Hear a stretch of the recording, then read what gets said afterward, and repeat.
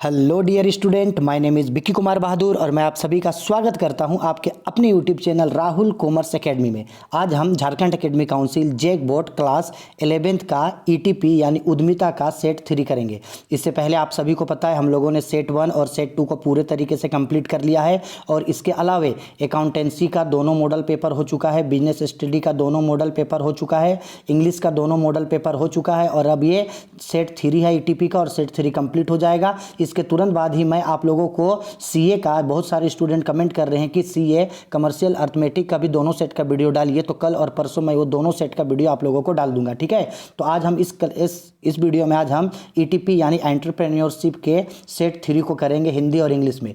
इस वीडियो में आगे बढ़ने से पहले आप सभी को एक बात बोल देता हूं कि जो भी स्टूडेंट जिन्होंने झारखंड एकेडमी काउंसिल का सेट 1 और सेट 2 कर रखा है, ईटीपी का सेट 1 और सेट 2 कर रखा है, वैसे स्टूडेंट का ये 3 सेट ईजिली तरीके से 40 का 40 नंबर उन लोगों से सही बन जाएगा। तो आप लोगों को क्या करना है, अभी इस वीडियो को आगे देखने से पहले जैसे ही मैं इस वीडियो का जैसे क्वेश्चन नंबर 1 पढ़ूंगा तो क्वेश्चन नंबर 1 को पढ़ने के बाद उसका आंसर बताने से पहले आप लोग वीडियो को पॉज करना और पॉज करने के बाद आप लोग एक कॉपी में 1 से लेकर के 40 नंबर तक सीरियल नंबर डाल देना। और अगर आपको ऐसा लगता है कि क्वेश्चन नंबर 1 का आंसर ए है, तो जैसे मैं यहाँ क्वेश्चन नंबर 1 पढ़ूंगा तो आपको लगेगा कि क्वेश्चन नंबर 1 का आंसर ए है, तो आप पेपर में क्वेश्चन नंबर 1 का आंसर ए लिखना। फिर मैं जो आंसर बोलूँगा उस आंसर को मैच करना और देखना कि सही है या गलत। अगर सही होगा तो सही करना और जो गलत आंसर आएगा उसको गलत करना।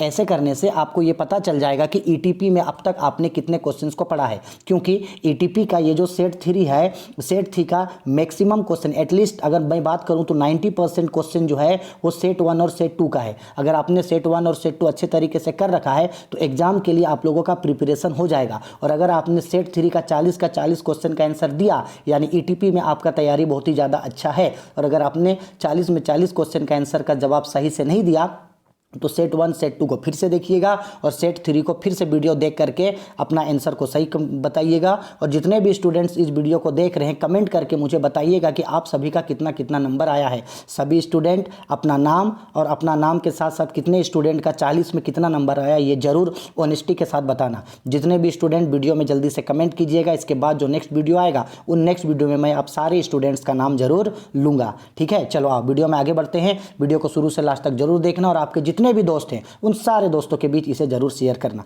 चलो, काफ़ी लंबी चौड़ी बातचीत हो गई ना, आओ स्टार्ट करते हैं। चलो आओ, पहला क्वेश्चन है। पहला क्वेश्चन में कहा गया है उद्यमिता होता है, एंटरप्रेन्योर्स इज, रिपीटेड क्वेश्चन है। उद्यमिता क्या होता है? साहसी होता है, जोखिम लेने वाला होता है, प्रबंधक होता है या सभी। यानी एंटरप्रेन्योर्स इज क्या होता है? ब्रेव होता है, रिस्क टेकर होता है, मैनेजर होता है या ऑल ऑफ दीज। ठीक है, चलो इसका आंसर आप लोग पहले लिख लो। लिख लिए? ठीक है, चलो। तो हम सबको पता है एक उद्यमिता जो होता है वो क्या होता है जी? ये सभी, ये सारा क्वालिटी एक उद्यमिता में पाया जाता है। ठीक है, चलो सेकंड क्वेश्चन बोला गया है, ये निम्नलिखित में से कौन सा लक्षण उद्यमिता में होना चाहिए? Which of the following characteristics an entrepreneur should have, entrepreneur में कौन सा क्वालिटी होना चाहिए? नवाचार, इनोवेशन होना चाहिए, जोखिम वाहक, रिस्क टेकिंग होना चाहिए, पहल, इनिशिएटिव होना चाहिए या ऑल ऑफ दीज। हो गया आंसर। तो आप सभी को पता है इसका आंसर क्या है। एक एंटरप्रेन्योरशिप में ये सारा क्वालिटी पाया जाना चाहिए। यानी एक जो उद्यमिता होता है यानी एंटरप्रेन्योरशिप को चलाने वाला वो जो पर्सन होता है उसमें ये सभी क्वालिटी का पाया जाना बहुत ही ज़्यादा नेसेसरी है। ठीक है, चलो आओ आगे बढ़ते हैं। क्वेश्चन नंबर 3 पे बोला गया है देश के औद्योगिक विकास के लिए उद्यमिता है। For industrial development entrepreneurs is, यानी देश का इंडस्ट्रियल डेवलपमेंट के लिए एंटरप्रेन्योर यानी उद्यमिता का होना क्या है? ऑप्शन ए पे बोला गया है अनावश्यक, अननेसेसरी। ऑप्शन बी पे बोला है नेसेसरी। ऑप्शन सी पे था वेस्ट ऑफ टाइम या ऑप्शन डी पे नन ऑफ दिस। इसका आंसर बताइए।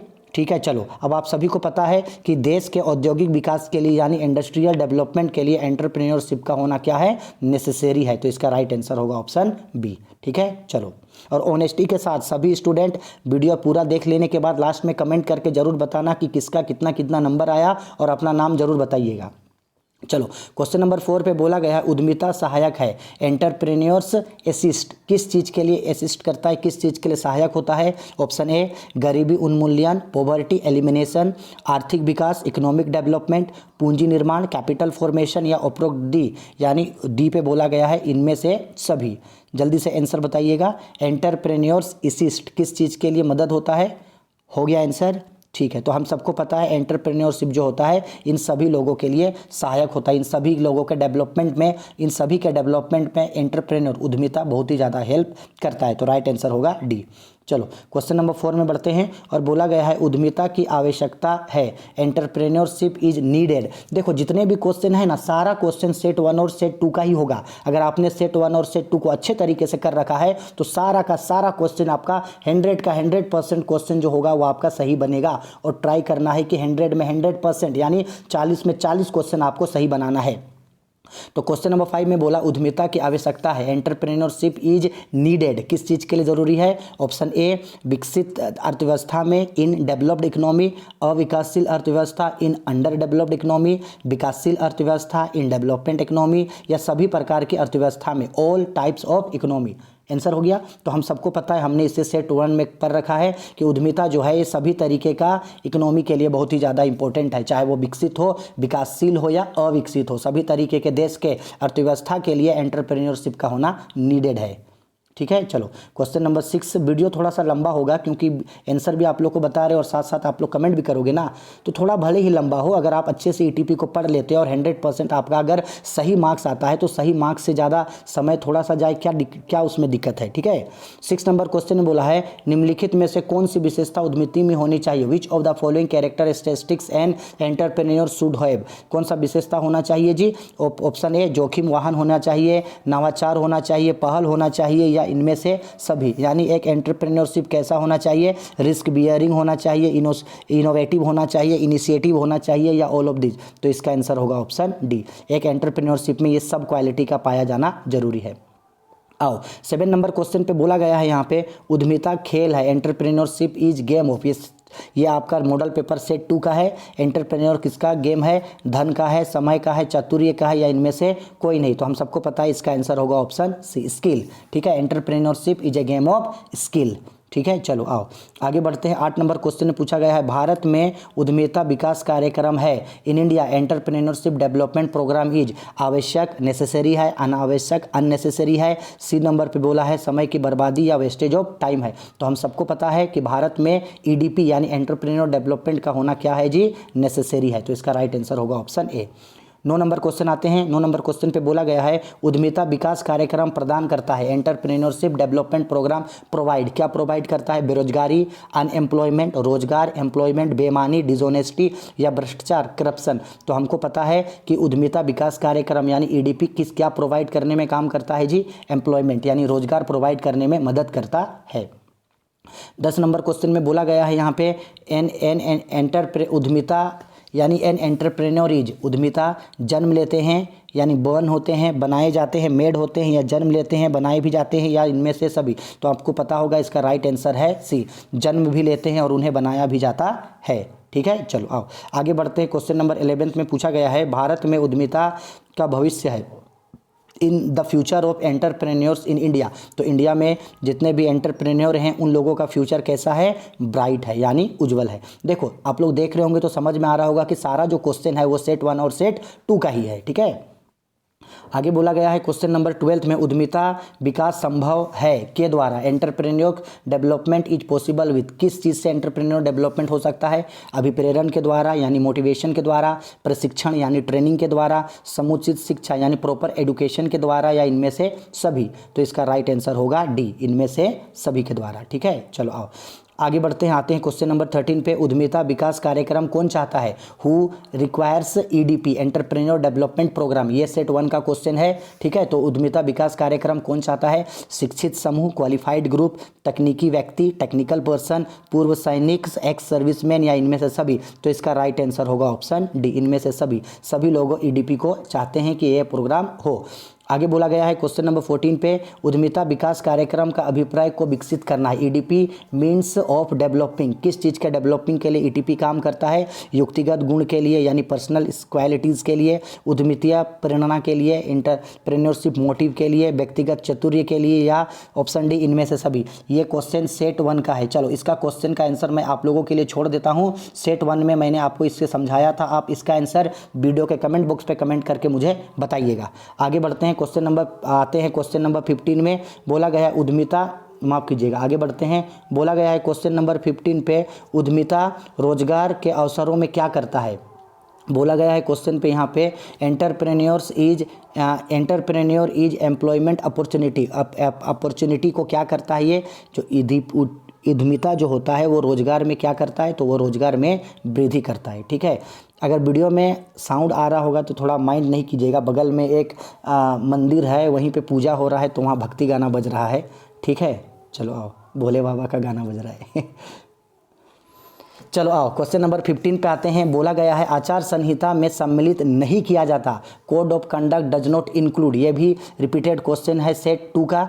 कोड ऑफ कंडक्ट में क्या रिपीट नहीं किया जाता है, क्या नहीं होता है? तो कोड ऑफ कंडक्ट में बेईमानी यानी डिसऑनेस्टी नहीं होता है। ठीक है, चलो आओ क्वेश्चन नंबर 17 पे आते हैं। बोला गया है आगे पे, उद्यमिता लाने में सहायक है, entrepreneurship are helpful in brings. किस चीज़ के लिए एंटरप्रेन्योरशिप मदद करता है? तो उद्यमिता जो है वो लाने में मदद करता है आपका संतुलित औद्योगिक विकास में। क्या लाने में मदद करता है? संतुलित औद्योगिक विकास यानी बैलेंस इंडस्ट्रियल डेवलपमेंट। तो 17 का राइट आंसर होगा ऑप्शन ए। सेट 1 का क्वेश्चन है। आगे बढ़ते हैं क्वेश्चन नंबर 18 पे। बोला गया है भारत में विदेशी उद्यमिताओं की भूमिका है, role of foreign entrepreneurs in India. विदेशी उद्यमिताओं ने यानी फॉरेन एंटरप्रेन्योरशिप भारत के एंटरप्रेन्योर्स को बढ़ाने में बहुत ही ज़्यादा मदद किया है और उन लोगों का रोल पॉजिटिव है। कैसा रोल है? पॉजिटिव, सकारात्मक रोल है। आगे बढ़ते हैं क्वेश्चन नंबर 19 पे आते हैं। थोड़ा सा क्वेश्चन लंबा था इसलिए थोड़ा स्क्रीनशॉट में छोटा हो गया है, थोड़ा एडजस्ट कर लेना।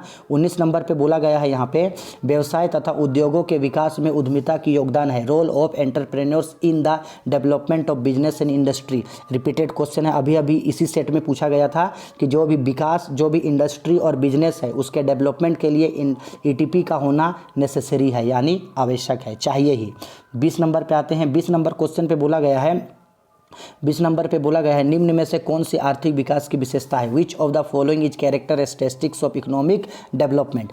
तो इकोनॉमिक डेवलपमेंट इनमें से क्या है जी? सब एंटरप्रेन्योर्स का जो है वो विशेषता है। तो इसका राइट आंसर होगा ऑप्शन डी। सेट 2 का रिपीटेड क्वेश्चन है। आगे बढ़ते हैं, हाँ चलो आगे बढ़ते हैं और क्वेश्चन नंबर 21 पे बोला गया है यहाँ पे, निम्नलिखित में से कौन सी आर्थिक विकास की अवस्था है? ये भी सेट 2 का रिपीटेड क्वेश्चन है। तो आर्थिक विकास की अवस्था इनमें से सभी है। तो इसका राइट आंसर होगा ऑप्शन डी। ठीक है, आगे बढ़ते हैं क्वेश्चन नंबर 22 पे। बोला गया है भारत में लघु उद्योगों का पंजीकरण कराना है, in India registration of small industry is. ये भी मॉडल पेपर 2 का है कि भारत में जो भी स्मॉल इंडस्ट्री होता है उसके लिए रजिस्ट्रेशन कराना क्या है? आवश्यक है यानी नेसेसरी है, चाहिए। ठीक है, आगे बढ़ते हैं क्वेश्चन नंबर 23 पे। बोला गया है लघु उद्योग में विनियोजन सीमा है, investment limit in small industry. चलो अगर स्मॉल इंडस्ट्री में जो है वो मैक्सिमम जो लिमिट है इन्वेस्टमेंट करने का वो क्या होता है? मैंने आपको इसे सेट 2 में समझाया था। इसका आंसर आप लोग मुझे कमेंट करके बताइएगा कि अगर आप स्मॉल इंडस्ट्री चलाते हो, स्मॉल स्केल इंडस्ट्री, ठीक है, तो उसके लिए इन्वेस्टमेंट करने का जो इन्वेस्टमेंट लिमिट है वो कितना होता है? 3 करोड़, 4 करोड़, 5 करोड़ या 6 करोड़? इसका आंसर आप मुझे कमेंट करके ज़रूर बताना। आगे बढ़ते हैं क्वेश्चन नंबर 24 पे। बोला गया है कि लघु उद्योग विकास विषय है, small industry is the subject of. किस चीज़ में होता है? तो मैंने आपको बताया था कि स्मॉल इंडस्ट्री को चलाना, उसको कंट्रोल करने का जिम्मा किसका होता है? केंद्र सरकार, केंद्र सरकार नहीं, माफ़ कीजिएगा, किसका जिम्मा होता है? ये राज्य सरकार का होता है। किसका होता है? राज्य सरकार। जितना भी स्मॉल इंडस्ट्री है उसको चलाने का जिम्मा किसका होता है? राज्य सरकार, स्टेट गवर्नमेंट का होता है। ठीक है, आगे आते हैं क्वेश्चन नंबर 25 पे। बोला गया है यहाँ पे राज्य सरकार लघु उद्योगों को अनुदान देती है, state governments provide subsidiary to small industry. किस चीज़ के लिए सब्सिडरी देता है? तो सबके लिए, इनमें से सभी पर देता है। ब्याज के भुगतान करने पर, तकनीकी ज्ञान पर देता है, परिवहन पर, सब पे देता है। ठीक है, तो 25 का आंसर होगा डी। आगे बढ़ते हैं क्वेश्चन नंबर 26 में। बोला गया है माफ़ कीजिएगा, क्वेश्चन नंबर 26 से चलो चलो चलो जल्दी आओ। हाँ, क्वेश्चन नंबर 26 में बोला गया है बिजनेस जोखिम होने की संभावना नहीं है। किसमें, इनमें से किसमें बिजनेस जोखिम होने का संभावना नहीं होता है? तो याद रखना आप लोग, अच्छे प्रबंध से। सेट 1 का क्वेश्चन है गुड मैनेजमेंट। आपका मैनेजमेंट अगर अच्छा होगा, आपका प्रबंध अगर अच्छा होगा तो बिजनेस जोखिम उतना ही ज़्यादा कम होता है, लो रिस्क होता है। If you apply good management system in your organisations then risk of business में भी डिक्रीज्ड, घट जाता है वो, ठीक है। चलो आगे बढ़ते हैं। क्वेश्चन नंबर 27 पे बोला गया है व्यवसायिक जोखिम का अर्थ है the meaning of business risk. Set 2 का क्वेश्चन है बिजनेस जोखिम का मतलब होता है कि बिजनेस में हानि होने की संभावना, चांसेस ऑफ लॉस। बिजनेस में हानि होने का संभावना ही बिजनेस जोखिम कहलाता है। आगे बढ़ते हैं। क्वेश्चन नंबर 28, ये रिपीटेड क्वेश्चन है सेट 1 का, और बिजनेस स्टडी में भी ये रिपीटेड क्वेश्चन है। मौसम की भांति व्यवसाय भी सदैव हमारे साथ साथ चलता है। यह कथन किससे संबंधित है? Business is like weather is with us every day. Who said this out of the following? किसने कहा था कि बिजनेस जो है वो एक मौसम के साथ साथ हमारे साथ साथ चलता है? जैसे एक चक्का हमारे साथ साथ चलता है, गाड़ी का चक्का हमारे साथ साथ चलता है ना, तो चक्का को हम लोग इंग्लिश में बोलते हैं व्हील बोलते हैं। तो व्हील से आपको याद रहेगा व्हीलर। मैंने आपको अच्छा से पहले भी समझाया था और आज फिर समझा दे रहे हैं कि बिजनेस मौसम के साथ साथ हमारे साथ साथ चलता है। ये किसने कहा था? तो ये व्हीलर ने कहा था, ठीक है, व्हीलर ने कहा था, ठीक है, याद रहेगा ये। आगे बढ़ते हैं। क्वेश्चन नंबर आते हैं 29 पे। हाँ जी, 29 देखो क्या बोला, ऐसे धंधे को किस नाम से पुकारते हैं जिसमें लोग नियमित रूप से दूसरे के लिए कार्य करते हैं और बदले में पारिश्रमिक प्राप्त करते हैं? The occupation in which people work for the other and get remuneration in return is known as. ये भी बीएसटी का रिपीटेड क्वेश्चन है, सेट 1 का रिपीटेड क्वेश्चन है। तो एक ऐसा काम जिसमें एक आदमी किसी दूसरे के लिए काम करता है और बदले में पैसा कमाता है, तो उसको हम लोग बोलते हैं रोजगार यानी एम्प्लॉयमेंट, और इसी को नॉर्मल भाषा में हम लोग बोलते हैं जॉब। क्या कर रहे हैं सर? तो जॉब कर रहे हैं, ठीक है। चलो आगे बढ़ते हैं। क्वेश्चन नंबर 30 पे देखो, 30 पे बोला गया नवाचार उत्पन्न करता है, इनोवेशंस प्रोड्यूस। नवाचार उत्पन्न क्या करता है? ये भी रिपीटेड क्वेश्चन है सेट 2 का। तो नवाचार उत्पन्न करता है, इनोवेशन उत्पन्न करता है इन सभी को। तो इसका राइट आंसर होगा ऑप्शन डी, सबको उत्पन्न करता है, ठीक है। नवीन बाजार, नए बाजार, नवीन उत्पादन, नवीन संगठन संरचना, सब। आगे बढ़ते हैं और आते हैं क्वेश्चन नंबर 33 पे।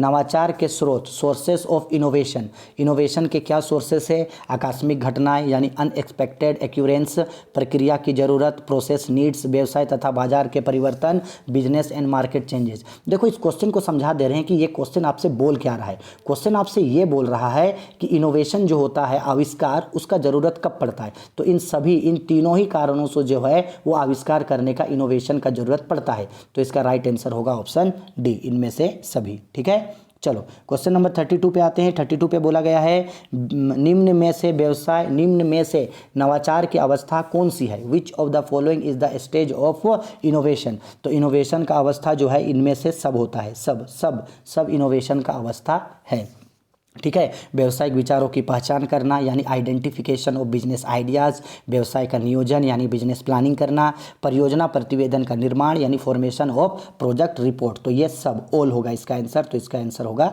डी, ठीक है। ये भी क्वेश्चन आपका सेट 2 में पूछा हुआ है।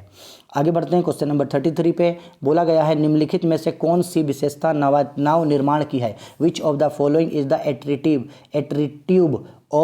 एट्रीब्यूट ऑफ एन इनोवेटर के लिए क्या होना चाहिए? तो देखो इनोवेटर के लिए इनमें से सब होना चाहिए, ठीक है। इसका राइट आंसर होगा ऑप्शन डी। इनोवेटिव के लिए क्या होना चाहिए? इनमें से सब क्वालिटी का होना जरूरी है, तो इसका राइट आंसर होगा ऑप्शन डी। अधिक शिक्षित होना चाहिए, उच्च सामाजिक स्तर होना चाहिए, अधिक प्रभावशाली होना चाहिए, तो इसका राइट आंसर होगा ऑप्शन डी, ठीक है। और ये क्वेश्चन ही है जो थोड़ा सा अलग है सेट से। 34 पे बोला गया है क्वेश्चन पे A.H. मास्लो निवासी थे। A.H. मास्लो जो थे वो कहाँ के निवासी थे?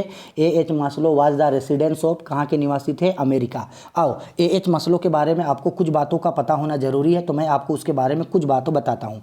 देखो ये थोड़ा सा मैंने उनका विकिपीडिया से ये थोड़ा सा स्क्रीनशॉट ले रखा है। A.H. मास्लो जो है उनका पूरा नाम होता है अब्राहिम हरलोल्ड मास्लो, ठीक है। उनका जन्म कहाँ हुआ था? तो उनका जन्म हुआ था 1 अप्रैल 1908 को ब्रुकलिन न्यूयॉर्क यूनाइटेड स्टेट यानी अमेरिका में उनका जन्म हुआ था। उनका देहांत कब हुआ था? तो उनका डेथ हुआ था, यहाँ देख सकते हैं, उनका डेथ हुआ था 8 जून 1970 को हुआ था। कहाँ? कैलिफोर्निया यूएसए में हुआ था। इनके बारे में आपको पता होना चाहिए, जो इब्राहिम मास्लो जो थे वो बहुत ही बड़े साइकोलॉजिस्ट थे, ठीक है। उन्होंने कई सारे बुक्स, कई सारे नोवेल्स और कई सारे प्रिंसिपल्स को उन्होंने लिखा था। और ये जो इब्राहिम मास्लो है, इनका नाम आप कई बार ईटीपी में आप कई बार सुनोगे। जब आप 12th में भी आओगे ना, तो ईटीपी में इब्राहिम मास्लो का नाम आप आगे कई बार आप सुनोगे। तो अगर कभी आगे ईटीपी पढ़ाने का मौका मिले तो मैं आपको इब्राहिम मास्लो के बारे में डिटेल में ज़रूर बताऊंगा। बस अभी आप ये याद रखना, इब्राहिम मास्लो जो थे वो अमेरिका के निवासी थे।